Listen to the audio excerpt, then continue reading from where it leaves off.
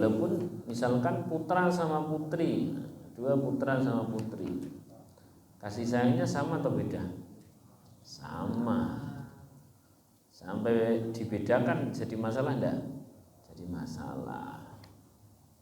Lah, saya tak tanya sama panjenengan. Di ayat Al-Qur'an kan jelas sekali bahwa adhaka wa abka. Allah yang mentakdirkan kita tertawa dan menangis. Tertawa dan apa? Menangis. Berarti semuanya adalah anugerah Allah. Suka dan duka semuanya adalah pemberian siapa? Allah. Terus kemudian yang kita ridho cuma salah satunya toh. Kita namanya pilih kasih kan, jadi masalah. Waalaikumsalam.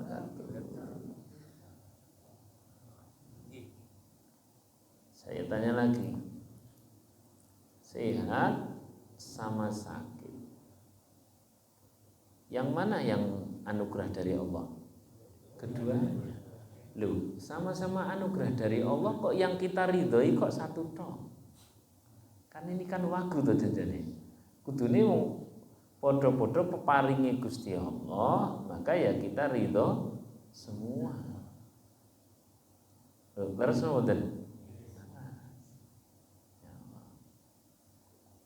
Artinya kita ridho semua. Yo sing paling sederhana tadi itu, ini hanya bukan menyamakan, hanya membuat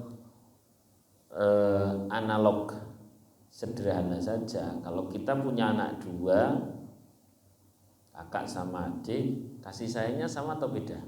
Sama. Ridhonya sama atau beda? Sama. Begitu kita bedakan masalah enggak? Masalah. Nah, Allah ngasih kepada diri kita sehat dan apa?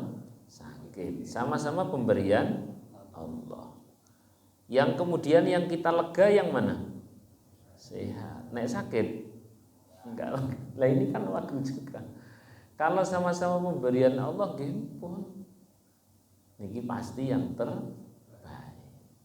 Berarti tidak usah ikhtiar. Oh, ikhtiar itu kan wilayah manusia yang Allah Subhanahu Wa Taala wajibkan, ya kita tinggal menjalankan. Selebihnya nggih peparinge Gusti Allah. Nyatanya manusia mau ikhtiar seperti apapun, nek wayah sakit nggih sakit, wayah susah nggih susah. Artinya ini bagian dari sama-sama pemberian Allah. Karena sama-sama pemberian Allah, ini masih agak melanjutkan yang kemarin. Berarti kalau yang kita cari adalah ridho Allah, kudune sama-sama suka dan duka ini pemberian Allah, sama-sama kita ridho, biar kita diridhoi oleh Allah.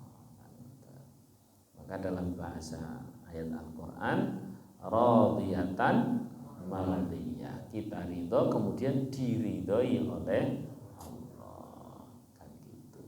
ya jadi wagu jare ning golek ridhone Gusti Allah sama ketentuan Allah malah ndak ridho. Bahwa kita harus ikhtiar, nah itu urusan lain, silahkan ikhtiar. Tapi sampai menjadi keputusan, maka nek golek ridhone Gusti Allah ya kita tetap kedah ridho. Maka nek ora gelem ridho kon golek bumi liya saliyane bumine Gusti. Ya jawabannya ada atau tidak? Tidak ada. Itu ya, itu masih agak pembahasan kemarin bahwasanya idza da'at nafsuka annaha la tufarriqu baina wujudi syai' wa adami, ketika dirimu mengaku bahwa aku ini antara punya uang ndak punya itu sudah sama, suka duka bagiku sama, dipuji sama dicaci bagiku sama, maka fala taqna minha bidzalik, jangan tiba-tiba percaya hatta tahtabiraha bil amraini jami'an, kecuali setelah kau ini diuji, disuruh nyicipi, jajal padha ridhone apa mboten. Nek padha ridhone berarti pengakuan sesuai dengan kenyataan. Ini pelajaran kemarin, masih ingat nggih? Masih ingat atau masih lupa?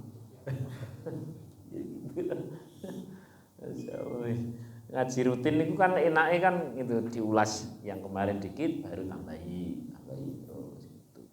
Wong terus mau yo lali sing mboten terus kan. Baik, sekarang yang hari ini. Bismillahirrahmanirrahim. Qala al-mu'allif rahimahullah taala wa nafa'ana bihi wa bi 'ulumihi wa bi asrari fid dharain. Amin. Al-hikmatur rabi'atu wal 'ishrun. Kemarin sudah. Sekarang al-hikmatul khamisatu wal 'ishrun. Hikmah yang nomor 25. Kalau kemarin 24 adalah orang ngaku harus diuji. Sekarang orang ngaku masih terkait orang ngaku. Laulal alamat, kalau tidak ada tanda, lada'akul wahidin ma laisa indah, maka orang itu akan ngaku-ngaku sesuatu yang tidak semestinya kalau tidak ada tanda. Walakin bil alamat wal amarat yufraqu bainas shadiq wal kadhib. Tapi adanya alamat inilah sebagai penolong yang menentukan antara orang yang ngakunya itu benar dengan ngakunya tidak benar. Kalau kemarin setiap orang ngaku baik itu harus diuji, kalau sekarang orang ngaku baik itu ada tandanya. Ngoten nggih? Ada napa? Tandanya. Saya pikir Imam Al-Haddad kok ya pas ngono ya. Kok ya apik gitu loh. Nah, setiap orang ngaku maka harus punya apa? Tanda. Ya kita semuanya pasti ngaku mukmin, muslim kan gitu toh. Lah enten tandane mboten. Nek kemarin diuji sekarang kelihatan dari nama tanda. Tandanya apa? Nah, ini kita bareng-bareng. Misal di sini dicontohkan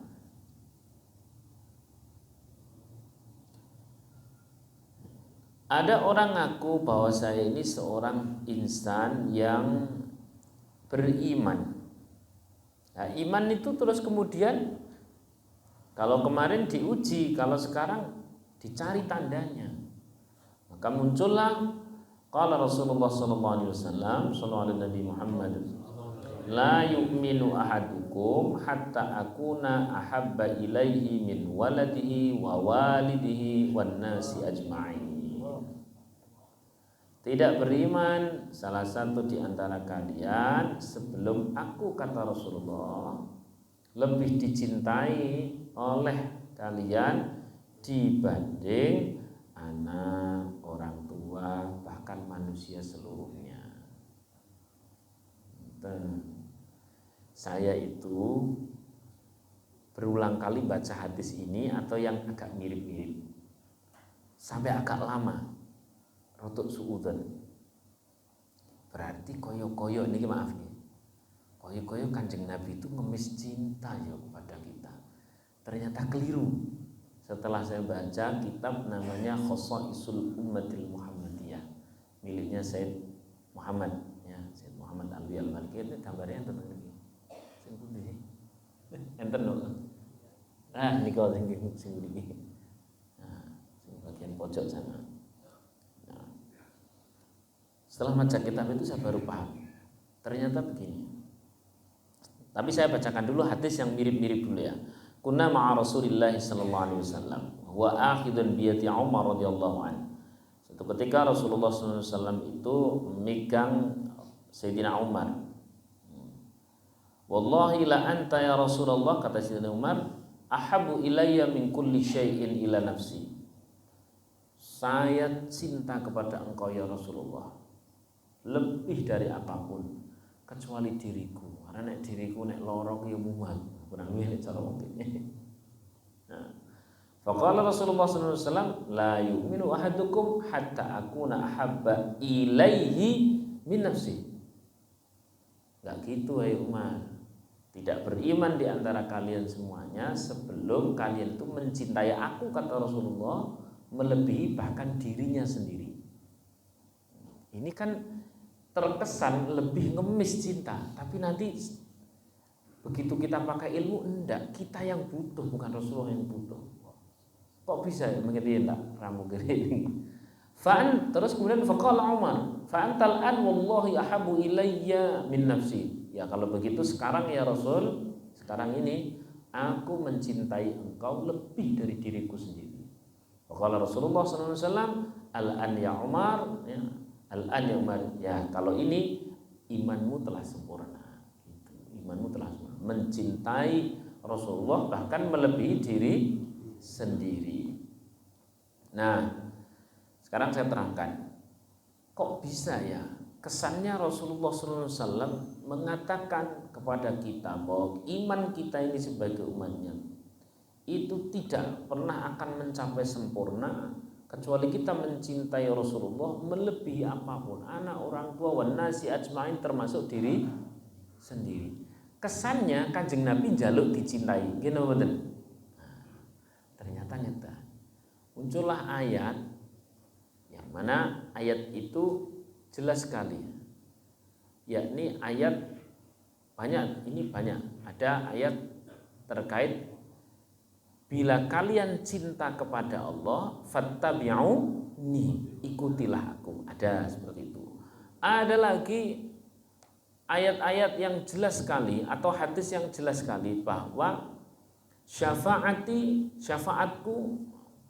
terkait masalah syafaat di Bukhari itu panjang banget. Hadis terkait besok kita ini akan datang kepada para nabi, sebelumnya nggak bisa ngasih syafaat. Nabi Adam, aku iso, aku wis tau kepleset makan buah nopo pultiko. Nabi Musa, wah saya tidak bisa, saya ini pernah ngantem orang pakai emosi terus mati. Pada Nabi yang terakhir kepada Nabi Muhammad Sallallahu Alaihi Wasallam.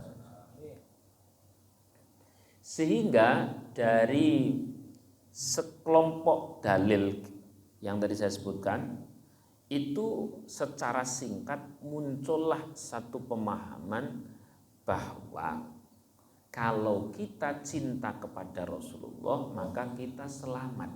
Sehingga Rasulullah meminta agar kita mencintai beliau itu karena Rasulullah mikir ke kita agar kita selamat. Paham tidak? Jadi ketika Rasulullah SAW mengatakan cintailah aku melebihi yang lain, itu bukan karena Rasulullah yang butuh, karena Rasulullah mikirkan kita agar kita ini selamat. Jadi karena kita yang butuh selamat. Sallallahu alaihi Nabi Muhammad. Oh, niku. Kembali lagi ke tema. Kalau pembahasan kemarin namanya orang ngaku harus diuji. Kalau pembahasan sekarang namanya orang ngaku harus ada apa? Tandanya. Harus ada tandanya. Tanda orang beriman diantaranya adalah mencintai Rasulullah melebihi apapun, melebihi siapapun, bahkan orang tua, anak, dan bahkan siapa? Diri sendiri. Bisakah kita sudah membuktikan cinta itu? Dijawab pakai hati masing-masing. Ya Allah.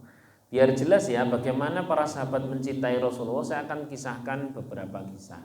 Di antaranya yang saya senang adalah kisah seorang sahabat namanya Abu Khaytham. Ini ditulis oleh Syekh Mutawalli Asy'arawi dalam kitabnya namanya Min Mu'jizat Rasul. Abu Khaytham itu ikut bersama Rasulullah di Khaybar. Singkat cerita, beliau butuh pulang karena butuh istirahat dan ini dan itu dan sebagainya. Pulanglah beliau. Terus fayangduru, beliau tuh ngelihat zaujatuhu ithnani muhayyi'ani, jamilatani dan sebagainya, panjang agak pokoknya. Dia pulang sudah ditunggu oleh istrinya. Jumlahnya berapa? 2. Muhayyi'ani, keduanya menyediakan hal-hal yang dibutuhkan ketika suami pulang. Lagi nguripi AC nek zaman saiki. Nguripi napa? AC. Oh, biyen pun enten AC mboten. Rumah zaman dulu kan terbuat dari lempung niku ya. Tanah terus dicampur pelepah. Lah itu lagi diciprati pakai air karena suaminya mau pulang. nampak dari jauh langsung istrinya repot sambil masak dan sebagainya karena suaminya mau pulang sesuai janjinya hari tersebut mau pulang. Terus dimasake nguripi AC ya, nguripi AC. Rumahnya diciprati pakai air biar di dalamnya itu apa? Dingin. Dimasake dan sebagainya. Dua lagi. Rumahnya loro jejer, istrinya ayu-ayu loro. Semlohe lah. Nah, ketika sudah dekat itu sudah benar-benar dekat. Wis cara ngene wis salim lah satu sing. Saling loro saling. Jenengan coba bayang-bayangke untuk saged. Nah. Wis salim, sama-sama salim. Tiba-tiba beliau bilang begini. Lastu bisahihin. Orang benar aku. Jan orang benar.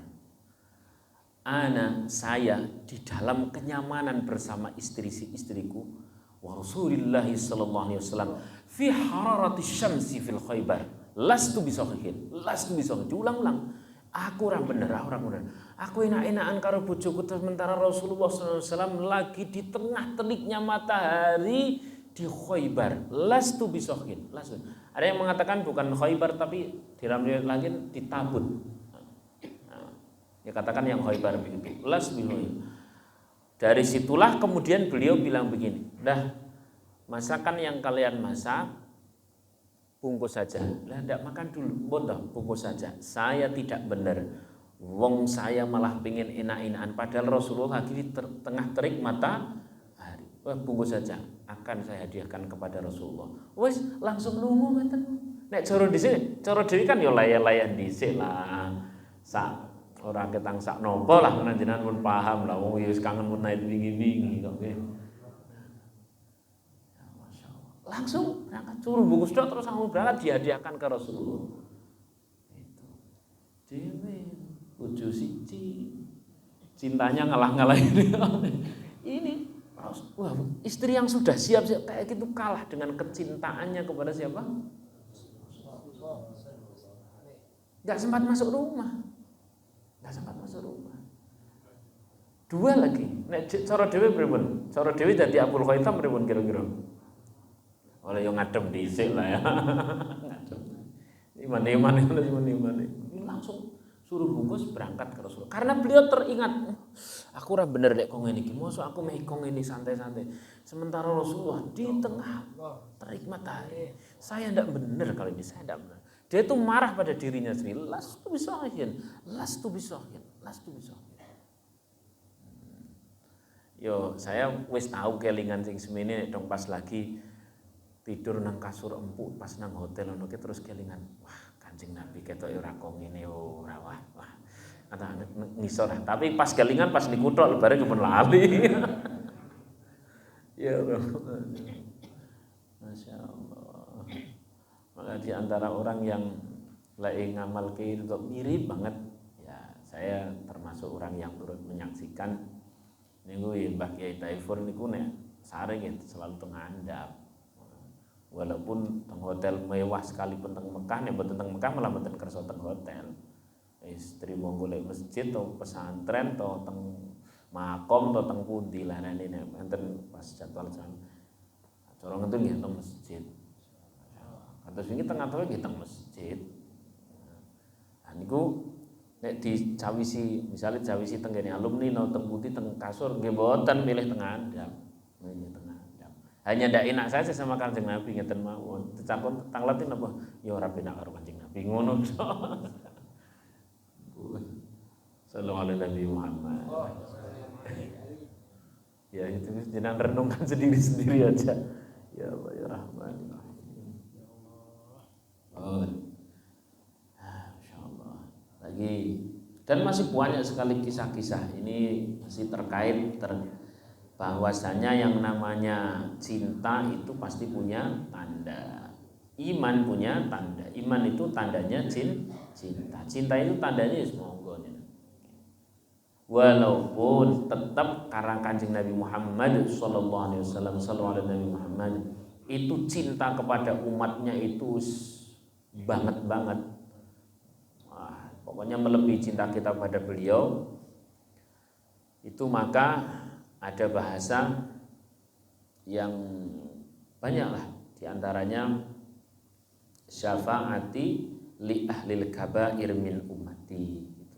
Syafaatku, kuota syafaatku yang Allah berikan untuk bisa menyelamatkan umat, nanti tak khususkan nggo gawe pendosa-pendosa dari umatku. Itu kan saking cintaan itu. Ora digoleki bang. Yes, ngoten lah insyaallah. Terus ayat niku lho ada insyaallah. Ada 3 ya. Sabiqum bil khairat. Terus kemudian zalimun binafsi, sama yang tengah itu loh, mutawassit ya. Sabiqum bil khairat, terus kemudian zalimul linafsi. Terus sing tengah-tengah niku, ya ini mutawassit, orang tengah-tengah itu. Itu yang sabiqum bil khairat, jelaslah masuk surga ini para sahabat-sahabat Nabi. Adalah masuk surganya apa? Ya bighairi hisab, ya Sayyidina Umar dan sebagainya, Sayyidina Abu Bakar bighairi hisab. Dalam riwayat Sayyidina Abdullah bin Abbas, manusia yang paling paham Quran, itu masih di kitab yang sama, Khasaisu Ummatil Muhammadiyah. Terus kemudian orang yang tengah-tengah, orang tengah-tengah itu ya ana maksiate nggih, kathah ngibadahi niku masuk surga bi rahmatillah, dengan rahmat Allah Subhanahu wa taala. Terus kemudian yang terakhir, ini yang zalimun nafsi, orang yang dominasinya adalah zalim, dominasinya adalah dosa. Ternyata adalah wa yadkhuluna al-jannah bi syafaati Rasulillah sallallahu alaihi wasallam. Jadi telu-telune tetep nek umat Kanjeng Nabi Muhammad itu tetep mlebu surga. Kenapa? Saking cintanya. Jadi sing nek yang pertama sama yang kedua pastilah dicintai. Kenapa enggak begitu tolong? Wis ana pertolongan ya, tapi kemudian sing mesake niki dikatrol oleh Kanjeng Nabi Muhammad sallallahu alaihi wasallam. Belum lagi hadis terkait Rasulullah sallallahu alaihi wasallam sujud yang lama, terus kemudian diminta untuk berdoa, pasti Allah kabulkan doanya apa? Ternyata doa beliau, ya Rabb lam arda wa wahidun min ummati finnar. Ya Allah, saya tidak akan puas ya Allah bila satu saja umatku kok masuk neraka. Masukkan semuanya surga. Jadi cinta beliau kepada kita pol-polan. Kita aja sing orang ngelegewa. Ngelegewa ini bahasa Indonesiane nopo? Iya, ngelegewa. Ngelegewa. Bon, ngoten nggih. Saya lanjutkan. Qala radhiyallahu an. Ini sebelum kita diskusi tak tambahin dikit lagi. Man tayassarat lahu matalibul ukhrawiyah. Siapa orang yang dipikir-pikir, dirasa-rasake itu punya cetakan hawane, niku hawane meh golek perkara-perkara ukhrawi. Wa ta'assarat alaihi matalibuh dunyawiyah, dan rodok ada keengganan untuk hal-hal yang bernuansa duniawi atau duniawi tok niku moh nek mboten enten kaitane karo ukhrawi. Nek trimo nyambut gawe mangkat ukur nggo gawe golek donya tok mboten enten niat ukhrawi niku rasanipun mulai wegah. Fa huwa min waratsatin nabiyyin. Itulah warisan dari nabi. Wa huwa min waratsatin nabi. Warisan dari nabi. Itu tanda lagi. Nah, sekarang kita muhasabah. Kita ini termasuk jibilah kita atau tarikan hati kita ini hawone niku hawane kaya kepengin sing ukhrawi banget napa duniawi banget nggih monggo tanyakan masing-masing. Saya ngelihat niki ukhrawi sedanten. Mboten enten urusan karo akhirat, mboten enten urusan karo surga niku kaya megah. Hawane megah niku. Saya ngelihat yang hadir di sini kayak nenek lagi jengkel sidik. Oh ini kepengin wudu terus maca Quran. Ngoten nggih. Leres nggih kula nggih.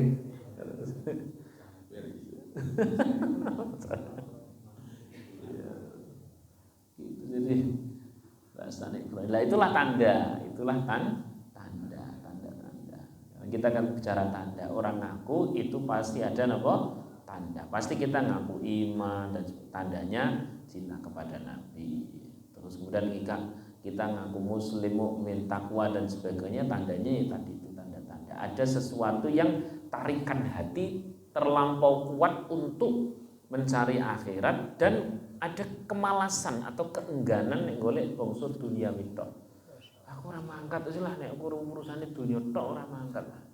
Nek ono nggo gawe berjuang Islami, yo siap mangkat. Nah, saya ngelihat jenengan sudah seperti itu. Alhamdulillah. Iku kok ngumpulke dunia tok terus kemudian mobil apik, omahe apik, bareng nang klakson nggo gawe pen tanggane kepengin ora satu. Jauh. Nek trimo meh nggo gawe dongengan pen ketok piye wis katun saja. Nah, nek nggo gawe di pondok akeh kena nggo sangu ngaji, nggo bantu wong sing ora duwe, sedulur sing lah mangkat. Usahane mlangkat atus sallallahu alaihi wasallam. Niki kula mboten husnudzon, nampak aja tandanya dari sini. Alhamdulillah.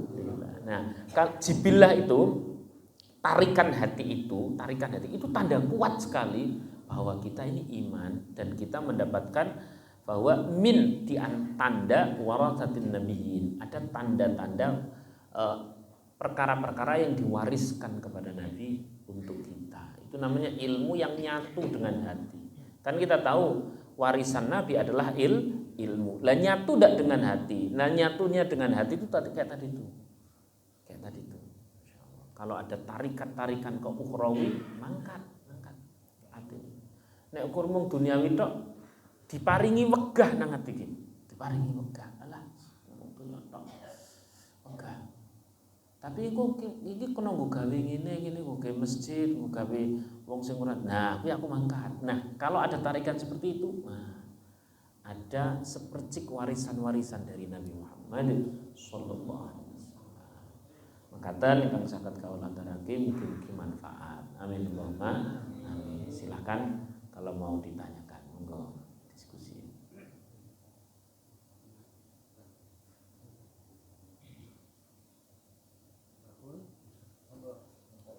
Sajane kan jenengan kan nggih ndi ngono nek dong pas roto unek-unek rasane pengin wudu enten lah ya. Nek dong pas nesu ngono kan terus nyekel tasbih, nyekel Quran rasane. Dalu niku nek ora merem niku ya ndang nyekel Quran kok hawane lho apa. Ya hanya sedikit tok sing cok nek dong ora merem turu cekelane HP niku paling nggih sak. Paling nggih 1 2 3 4 5 6 7 8 9 10. Silakan.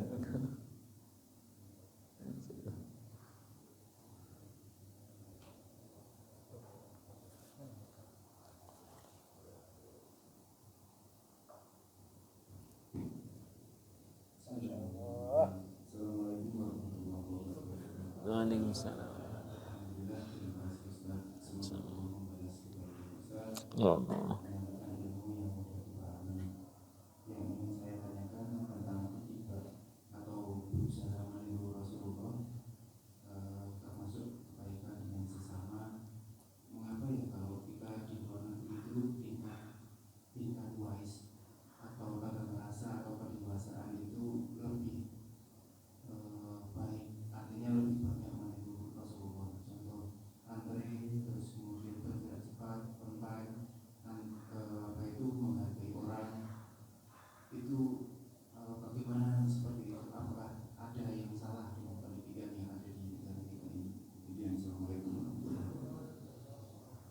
Waalaikumsalam warahmatullahi wabarakatuh. Ada lagi silakan monggo.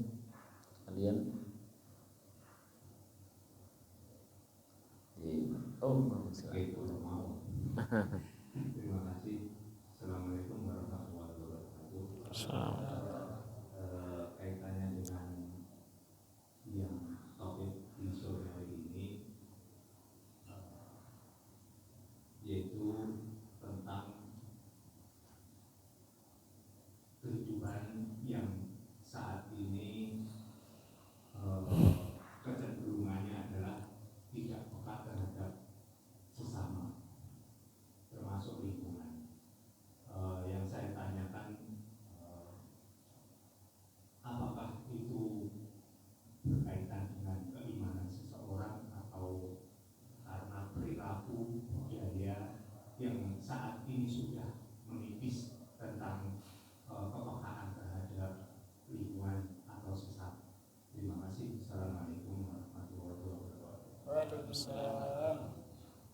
Bismillahirrahmanirrahim.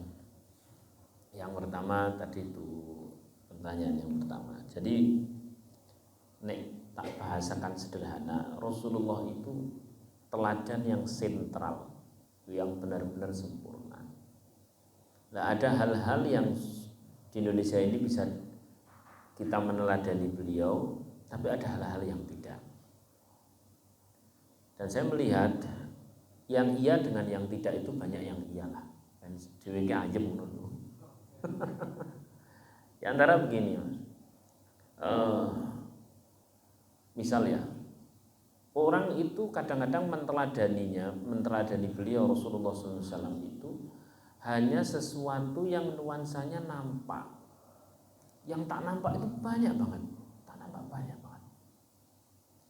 Contohnya misalkan ya, Indonesia itu alhamdulillah. Saya kadang-kadang sujud spesial muga alhamdulillah niki. Sampai hari ini diparingi meh koyo ngopo paling pon ki paido-paidonan. Tapi tidak sampai kemudian pecah koyo sing nang luar negeri sing kasih berkeping-keping. Niku tak syukuri tenan. Niku tak syukuri tenan. Dan ini pun sunnah dari Nabi Rasulullah SAW. Bagaimana beliau mendamaikan itu tuh sunnah sing kolektif sing angel tenan niku. Dan Indonesia sampai hari ini bisa. Semoga terus bisa terus.